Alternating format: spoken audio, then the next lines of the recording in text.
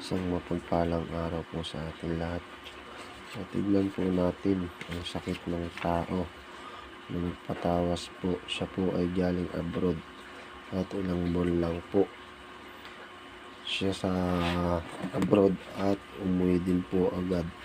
Siya po ay may pangangati na nararamdaman at nagkaroon daw po ng utang ang kanyang magulang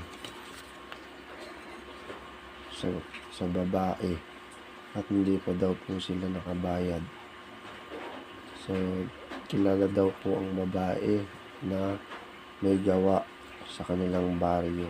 Tignan po natin kung anong sanhi ng kanyang sakit, kung spiritual ho ba o material ang kanyang nararamdaman sa kanyang katawan.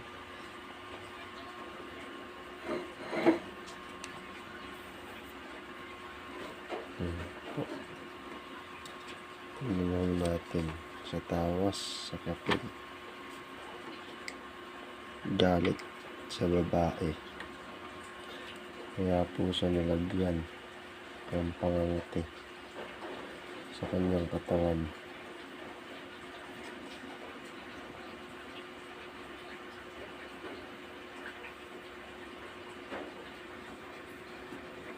Isang matandang babae po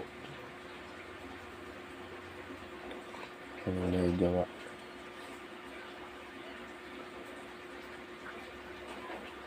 Nag-utos po siya ng maligno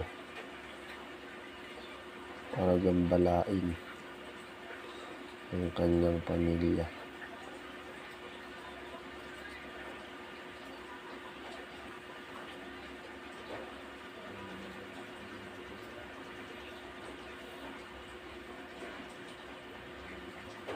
Po ang babae na matanda.